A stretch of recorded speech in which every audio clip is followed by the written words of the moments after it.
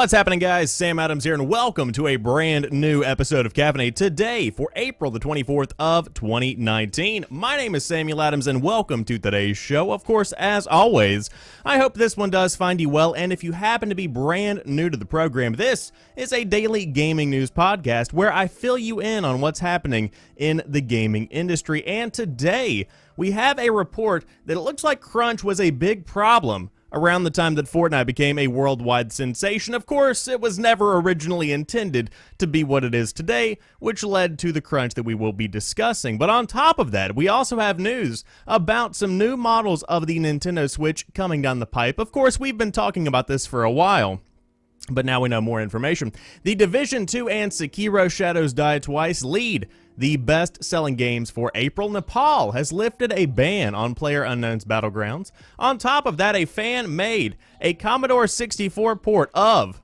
a big Mario game. However, Nintendo has squashed it after 7 years of work. That sucks. Japan sets an end date for early PSP model and PS3 repairs, and if you are a fan of VR, I have some news about a big show coming to E3 that you might want to get in on because, hey, VR is a big part of the gaming industry, and it's, of course, going to be very present at E3. However, again, if you are brand new, welcome on in. The show is hosted 5 days a week on twitch.tv/TheSamuelAdams if you did want to check it out. But on top of that, it's also out there on podcast services as well as youtube.com/SamuelAdamsMedia. But without further ado, let's go ahead and dive into today's top stories. Fortnite's success spurred brutal crunch at Epic, employees say, some reportedly working 70 hours per week for months at a time. Epic Games head of publishing Ed Zabrist pointed out something interesting about Fortnite Battle Royale last year. The transition from Fortnite, a mildly popular PvE building game, to Fortnite Battle Royale, the biggest game on the planet, took about 2 months. The decision to move to a standalone free-to-play model was even more last minute, coming in the last 2 weeks of the mode's development. I doubt any major publisher could have pulled off this kind of pivot in the time we ended up doing it, said Zabrist. The cost of Fortnite's success, according to a new Polygon report, is that the feverish pace has continued, leaving employees faced with ridiculously long work weeks that are technically voluntary, but not really. One employee said that they average 70 hours of work per week and claimed that others pull 100-hour weeks. That is a lot of time. The company gives us unlimited time off, but it's almost impossible to take the time. If I take time off, the workload falls on other people, and no one wants to be that guy, the employee said. The biggest problem is that we're patching all the time. The executives, are focused on keeping Fortnite popular for as long as possible, especially with all of the new competition that is coming in. An Epic rep acknowledged that the company's employees are working very hard on Fortnite and other Epic efforts, and said that when it becomes aware of things like employees working dangerously long hours, it takes steps to remedy the situation itself. But the problem is systemic. New features are added at a breakneck pace, and when they don't work out for one reason or another, they are pulled to be fixed or reworked as necessary and as quickly as possible. The pro scene, with millions of dollars on the line and high-stakes competition, is differently but equally chaotic. The executives keep reacting and changing things, a source told the site. Everything has to be done immediately. We are not allowed to spend time on anything if something breaks. A weapon, say, then we can't just turn it off and fix it with the next patch. It has to be fixed immediately. And all the while, we're still working on next week's patch. It is brutal. Epic obviously has lots of money to throw at the problem, and to that end has more than doubled its full-time employee count since the release of Fortnite. It's also contracted independent game studios to help relieve the pressure, but the demands of Fortnite's success have kept the pressure on and the hours long. You're on a contract. It could be 3 months, it could be a year, but if you don't do the extra work, it's most likely that your contract won't be renewed, one worker told Polygon. Reports of life-crushing crunch are nothing new in the video game industry, but the rise of the games-as-a-service model has the potential to make a bad situation worse. Death March crunch is destructive and arguably unproductive, but at least there is a goal. With games like Fortnite, there is no end point. Success breeds demand, and the fear of letting it slip away means nobody wants to ease off the throttle. The sadly unsurprising report is worth a read in full if you did want to check it out on Polygon and see what exactly is going on in full. However, this is, of course, a big problem in the gaming industry that we have been talking about pretty much since the end of 2018 going into 2019, and I think this article itself points out something that is very intuitively, looking into the essence of the issue itself. there is a different style of game emerging, and that's what we're seeing with stuff like Fortnite, with the Division 2, and with these games that continue to grow and evolve. And I think this has been kind of a procedural, gradual, easing into this kind of world because of DLC and because of season passes. However, with Fortnite and weekly updates, that brings a specific kind of crunch that we haven't necessarily seen in the gaming industry before. And I think that companies don't know how to handle that because crunch has always been part of the world of gaming and game development. And so it just doesn't work in the same way as it worked back in the day whenever you did have a big crunch leading up to any kind of big game release and then a big break. There is never a break. It is literally an endless slew of work that is coming your way. Now, of course, I have said in the past that I've grown up in a household and I've been raised in such a way that hard work is rewarded and working past your limitation is something that you should always try and do. However, I think that in the context of game development, not everyone is equal, and in the context of any kind of industry, nobody is ever equal in that regard. Everybody has a specific limit to what they can handle and how much they are willing to work, and I think that has to be kind of worked with whenever you're talking about how a company treats each individual employee. And so to keep somebody 70 to 100 hours a week, number one, that's ridiculous. I do not care who you are. That is too much time at work. You have to have some kind of life, because what is life if you're at work all the time? That's not a life worth living, regardless of what you're doing. There has to be some kind of limitation put into place, and quite frankly, if the gaming community can't come to terms with the fact that the people making their game are actual people and have actual lives, then something is wrong. People need to be able to understand that people need to take a step back from work and go enjoy themselves sometimes. And again, to each their own. Maybe some individuals love working at Epic Games literally their entire lives from dusk till dawn, and from dawn to dusk, it seems. But again, not for everybody. And it's a big problem within the gaming industry itself for a reason that I think I've kind of identified as the fact that there are so many people that want to break into the gaming industry. There are so many graduates coming out of college that want to be game developers that if you have somebody with, a marginally pretty solid level of skill that is reluctant to come to work and work these incredibly unfair hours, then they can get kicked out. Their contract can be ended, and you can bring in somebody else that can do the exact same kind of work. It's just an endless slaughter. It's like a slaughterhouse, if you will, of people that, come in, get burnt out, get kicked out, new guy comes in, gets burnt out, gets kicked out. It's just a conveyor belt in my eyes, and that's where we really have to draw the line, because something is wrong. And again, gaming is a big artistic medium in a way, and if you have people that are uninspired, if you have people that don't have ideas because they are too tired to generate good ideas, then the games themselves are going to suffer. And again, Fortnite has not necessarily been declining rapidly in popularity, but it's not quite at the same momentum as compared to last year this time, or even last winter, it seems. But I suppose we will see what happens with Fortnite and Epic as time does continue, but it's good that these reports come out, and I want to make that very clear. Jason Schreier over at Kotaku does incredible work in this specific vein of gaming industry news, but I think there's an entire industry movement towards games industry unionization, making sure that employees are treated well, and making sure that everybody is compensated fairly for their time, and that their time is valuable. I think that's really what it comes down to. There has to be a bigger value put on the time and the lives of employees. That's pretty much what it is. But again, it is a story that is constantly growing and evolving, and of course, if there is any kind of update, I will let you guys know on a future episode of Caffeinate. But this was a big story that broke yesterday, because I think we had all been kind of considering this was a possibility, but the rise of Fortnite was so fast and so rapid that people didn't really take the time to think about the people behind the scenes that literally took a PvE, basically a base defense game, and made it into a worldwide hit BR. That takes a lot of effort in a very small amount of time, and again, to be successful and to want to continue that momentum is overwhelming, in my opinion. I couldn't imagine being in that kind of position, because oh my gosh, that is absolutely nuts. Because Fortnite in and of itself, still a story that I feel will never be replicated in the future of gaming. It is just mind-boggling that it has become what it is today. But again, I suppose we will see what happens as the story continues to grow and evolve. However, if you did want to play Fortnite, you could be playing it on the Nintendo Switch. Wouldn't recommend it, but you very well could. And you could be playing it on a bigger or even a cheaper version of the Nintendo Switch sometime in 2019 because these reports have resurfaced and are back in the limelight again. Nintendo will likely release a cheaper version of its Switch hybrid console sometime this June, according to a report from Bloomberg, corroborating previous reports about the company's hardware plans. Bloomberg didn't specify a price point or what would differentiate the less expensive version of the Nintendo Switch from the current model.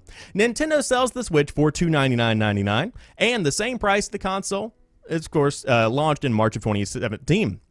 Excuse me, got a little choked up there thinking about how good the Switch is. In addition to the cheaper Switch, Nintendo is also planning a modest upgrade for the existing model sometime this year. Bloomberg said, but it specified that a more powerful version is not in development. In October, the Wall Street Journal broke Nintendo's plans to update the Switch hardware sometime in 2019. At the time, the journal reported that Nintendo planned to update the system's display with a higher-end screen. The journal followed up that report in March with news of a cheaper hardware option as well. Nintendo could unveil its cheaper Switch option at this year's E3, which takes place in June, but the company also has one major release on the books that month, Super Mario Maker 2. Could we be seeing some kind of bundle come into play? You very well could. But I think this just continues to build on the foundation of the stories that we saw over the course of the past couple of months where, hey, it looks like a brand new model of the Nintendo Switch is on its way, perhaps even two, for the rest of 2019. And I think everybody is thinking about what this could actually mean. What are these new models of the Nintendo Switch, and is there actually a point in presenting them on the market in its current state? And I think absolutely, because if you take out even the TV dock, for instance, something that many people don't even use for their Nintendo Switch, you can probably knock the price back by between $50 and $100. And to be able to bring the Nintendo Switch down to where it is competitively priced with something like the Xbox One S All Digital Edition, that's very, very compelling for a lot of people to go out and choose that piece of hardware over the competition. And so I think that's probably where that one is going to be coming into play. Now the question is, will we be seeing a model of the Nintendo Switch with a higher resolution screen come out sometime in the rest of 2019? And I think that is a possibility. I think there is a market for that because, again, although it is classified as a hybrid console, although it is something that would be seen by many people to be a handheld, you just have to have a higher resolution screen if you do want to get the best kind of experience on the go. And so, although the Nintendo Switch is fine at what it does with its screen and its current state, to be able to have a full HD screen on the go would be absolutely superb, and I would love to see that kind of thing come into play. But we will see what happens at E3, of course, a very exciting time for those of us in the gaming industry, and of course, I love covering E3. We will see what my coverage is like this year. Again, life is changing, things are going on the back end, but I would love to still cover some of the conferences as I always have on youtube.com/SamuelAdamsMedia. But of course, Nintendo does not hold a traditional kind of conference anymore. They do more of a Nintendo Direct kind of thing to unveil what they've got coming down the pipe. And of course, this year, Reggie has retired, so we will see what Doug Bowser brings to the table with his new presentation style. Exciting times, nonetheless.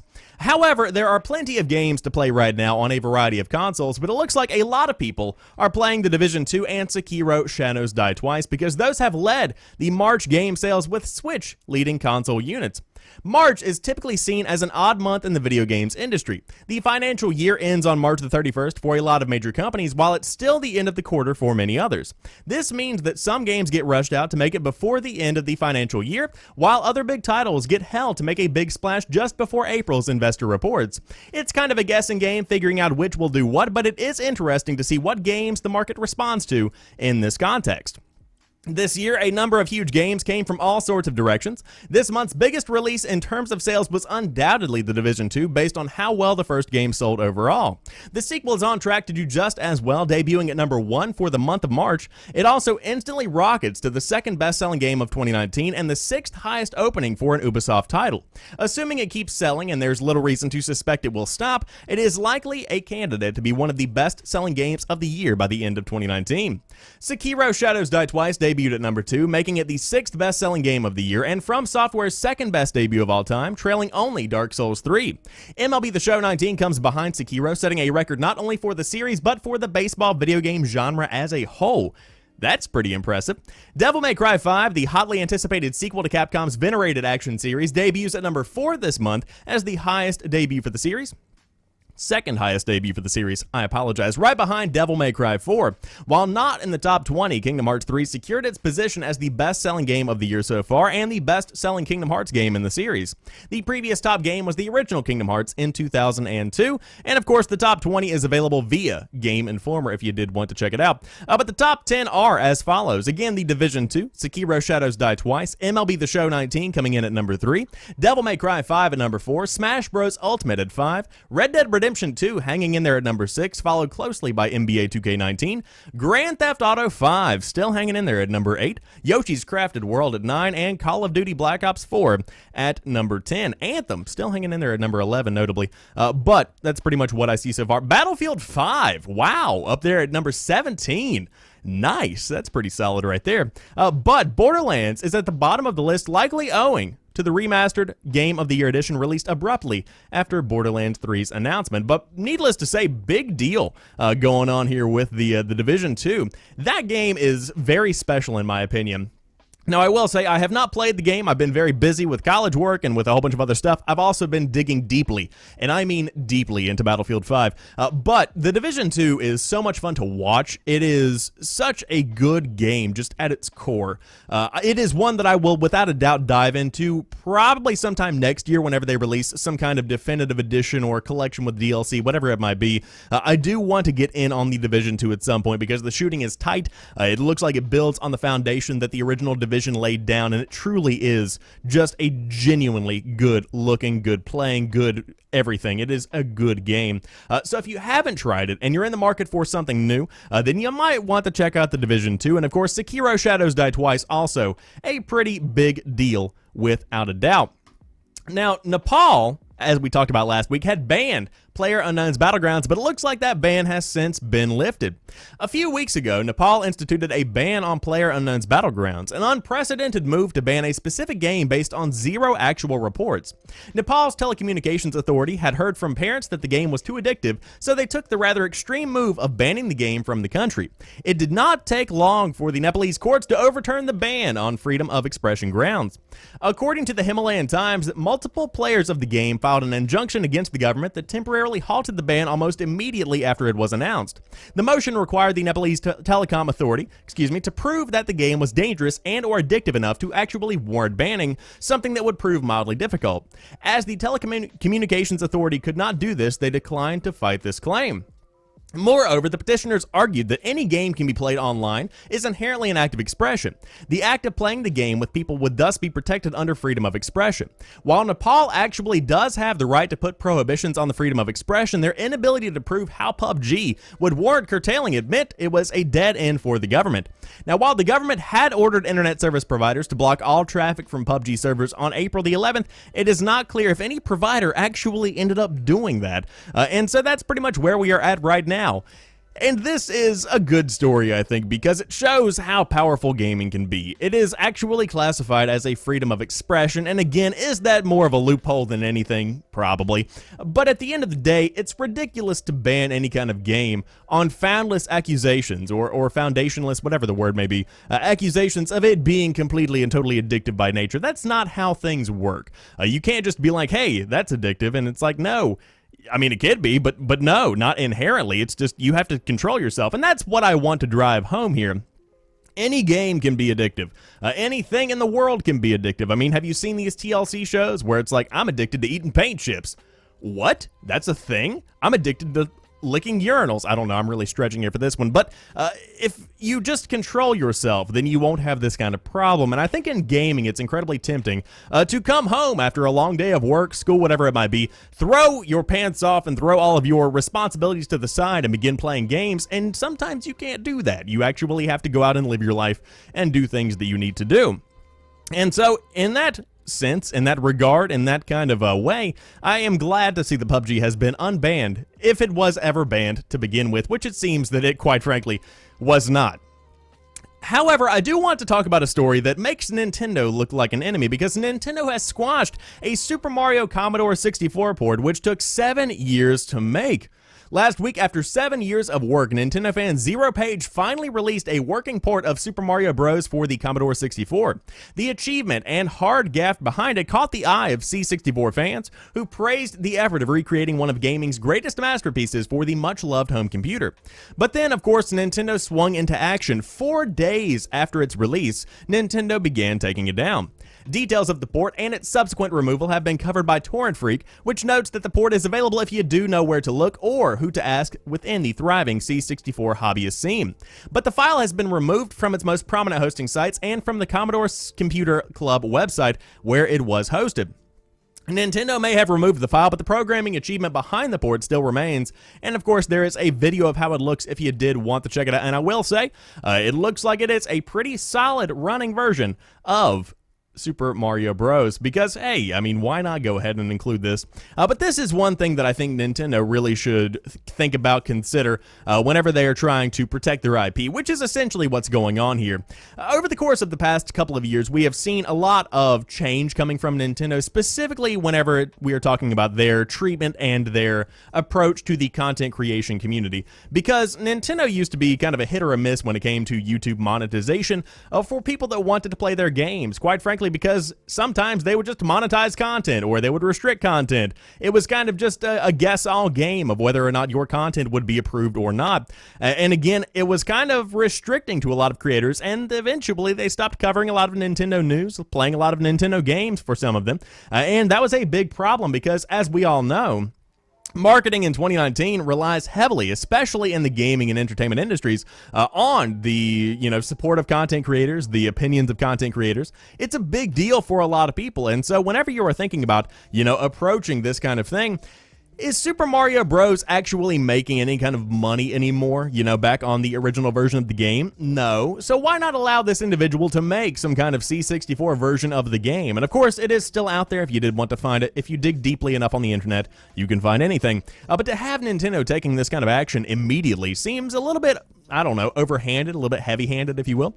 So we will see if this is reversed. I doubt it, because Nintendo is very strict when it comes to protection of their IP. But hey, at least it existed for a small amount of time, and at least it's still out there. And hey, like I said, the technical achievement is huge. And also, to go back to this, I think that whenever you are talking about fan projects, whenever you're remaking something, whenever you're doing any kind of mod for a game, there is a huge potential to break into the gaming industry via that specific route. I mean, there are people that have modded out games from the ground up and changed the overall fundamental mechanics of the game that have gotten hired on at studios because of the work they have done. And in the same way, if you do content creation, whatever you might do, that work is not just going to nothing. You're still learning. You are still building a portfolio. And of course, it's just something that you have to keep in mind whenever you are investing hours upon hours upon hours and not necessarily getting fair compensation in return for those hours. You have to remember that something bigger is coming. And so hopefully, the individual that made this is in fact going to end out getting some kind of good opportunity within the gaming industry, because man, that is awesome.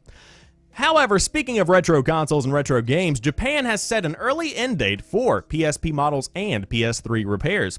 In March of 2019, Sony decreed that Vita carts and most Vita models would no longer be produced, marking the death of the system in an official capacity. While the PSP and the PS3 had their time in the sun, their number is nearly up as well, at least as far as Sony itself is concerned. Earlier today, Sony of Japan revealed that they would no longer be supporting repairs of the PSP 3000 or PS3 models. The reason for the former, Sony says repair parts are no longer in stock and requests that folks ask them early if they need their PSP repaired.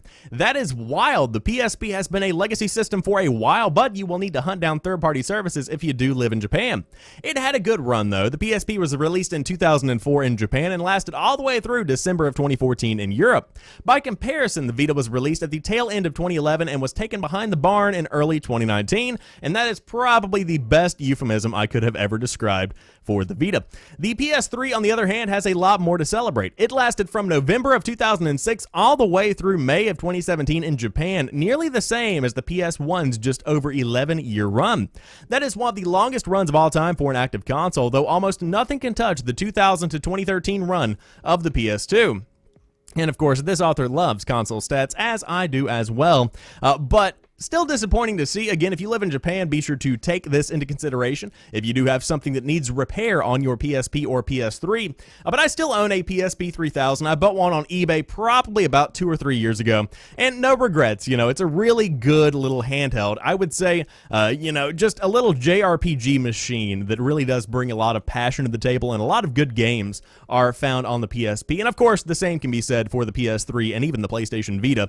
But if you do have a PSP or a PS3 and you live in Japan, you better get that ready, because hey, looks like it's going down the drain pretty dang quick if you did want to get that fixed. However, for fans of VR, to round out today's show, I have some good news for you. There is a big E3 VR presentation for this year's show. Now, of course, this is not something that is being put together by any kind of specific company or even E3 itself, but rather some pretty awesome outside sources. PSVR fans, get ready, as UploadVR will have an E3 showcase just for VR games. Like the PC gaming show, the E3 VR showcase will be a presentation with world premiere trailers, behind-the-scenes looks, and exclusive game reveals. It will supposedly be similar to a Nintendo Direct or a PlayStation State of Play, but solely for VR titles. The show will begin at 9 a.m. Pacific Time, 12 p.m. Eastern Time on June the 10th of 2019, and will be live-streamed via YouTube itself. Exact details about what will be shown were not discussed. However, there will be behind-the-scenes looks at the most popular developers in the VR space. There will even be a few other VR studios we will find out about. Supposedly, there will be some surprising announcements at the event, and of course, there is an official teaser if you did want to check it out. Now, of course, you could go on to talk more about this, but again, the showcase itself, the E3 VR showcase, is on June the 10th of 2019 via UploadVR. And again, this is just a fantastic show, and I think it shows how influential VR is becoming in the gaming industry. Because again, there are fan-made presentations, there are various, outlets for coverage of E3 if you did want to check it out, but to have one that is devoted entirely to VR has a lot of power, that carries a lot of weight with it. And so I think that's really where you're going to be getting a lot of VR news. Of course, you will be seeing stuff at the PlayStation conference or during its State of Play, I suppose, since PlayStation is no longer making an appearance at E3 this year. But exciting times for those that are fans of VR. And I will say that I have not purchased a VR headset. I have not thought about purchasing a VR headset, but as time goes on, I become more interested. It is beginning to pique my interest and my wallet, I suppose, to see if there is actually something here for me. Again, I love just having monitors. I've got 3 around me. I like having my setup, but to be completely immersed in a world, that sounds very appealing to me. And as more of these experiences become bigger and more fleshed out and beefier, meatier, I really become very interested in what it brings to the table. So we will see what happens with VR at E3, because that's a very exciting topic and a very exciting time for the gaming industry.